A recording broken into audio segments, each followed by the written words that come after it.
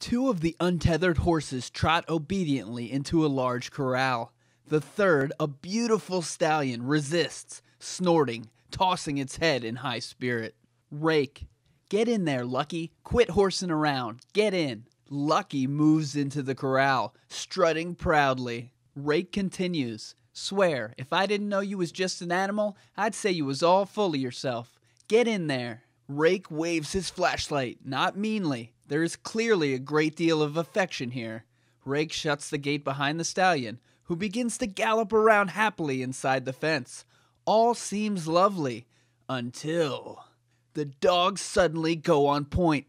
Their ears perk, they sniff the air, and begin to whine. Rake continues. What's wrong with you two? Crack! A startling sound. Rake turns to find Lucky and the other horses, their eyes flaring, trying to kick their way out of the fencing. They seem terrified. The camera cuts to a wide shot of Rake and the frightened animals from 200 yards away. The camera moves in, slowly at first, then gaining speed, extraordinary speed. We are seeing through the eyes of whatever it is that's running, charging, slathering hungrily. Reaching the corral, darting through the fence, past the kicking horses and leaping at Rake, who whirls around and cries out in pain as his flashlight blinds us with whiteness. Exterior, airbase, dawn. The whiteness of the flashlight becomes the glare of halogen lights. We are overwhelmed by the sound of aircraft engines. We see men, armed soldiers, scrambling into combat helicopters. A radio man runs right towards the camera, holding out an open receiver. Radio man. Top brass, sir! Another man in the foreground takes the radio phone. We can't see his face, only his forearm, which bears a tattoo of a grinning skull. Man with tattoo. Alpha leader. Voice on the phone. How long before you get in there? Man with tattoo. 15 minutes. Interior, an office. Dawn. A suit talks on a red telephone. Once again, we see no face. An ostentatious diamond ring kicks light as the man snips off the end of a Monte Cristo. Man with ring. You're good, soldier, but not that good. It's 500 miles away, in the backwoods of Pennsylvania. Man with tattoo. We have troopers on site. A first strike force, undercover. The flame from a wooden match lights the Monte Cristo. Man with ring. Very resourceful. You have my permission to activate them. Exterior, airbase, dawn. Man with tattoo. I've already done that. You have my permission to say that you gave me permission. The tattooed man runs off to join the other soldiers. Interior, Jill's apartment. Morning. Chris sleeps. Jill is awake, deep in thought. When? It's not a ring, it's a vibration. Jill reaches down and extracts something small and black, the size of a box of Tic Tacs, from one of her shoes. She gets out of bed, checking to see that Chris is still asleep, and moves into interior, Jill's apartment, bathroom, morning. A bathroom. Closing the door behind her, she puts the small box to her ear, extracts a wire from it with a tiny microphone on its tip, and Jill. Valentine. We can't hear the voice that speaks to her. Jill continues.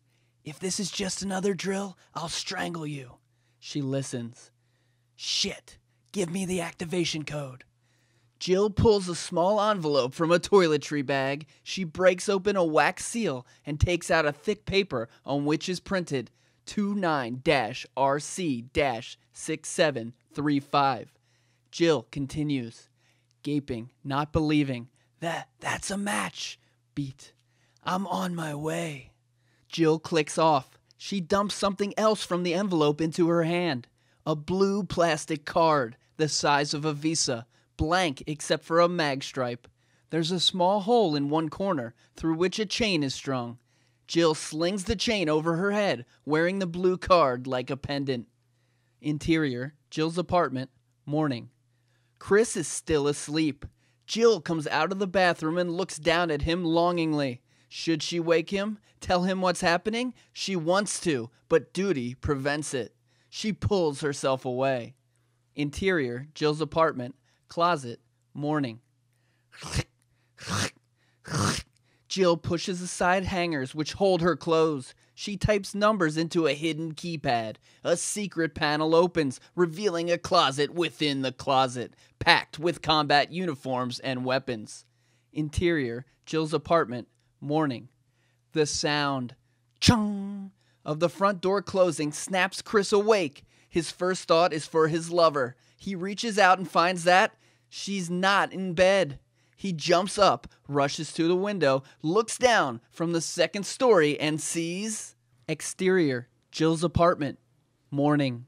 Jill, heavily armed, in uniform, wearing a beret that has an insignia. STARS. Stars. She rushes down the front path and jumps into a Hummer with 3 other troopers on board. The vehicle pulls instantly away, leaving Chris looking through the window, puzzled, angry, and very much wounded. Interior, exterior, Hummer, morning.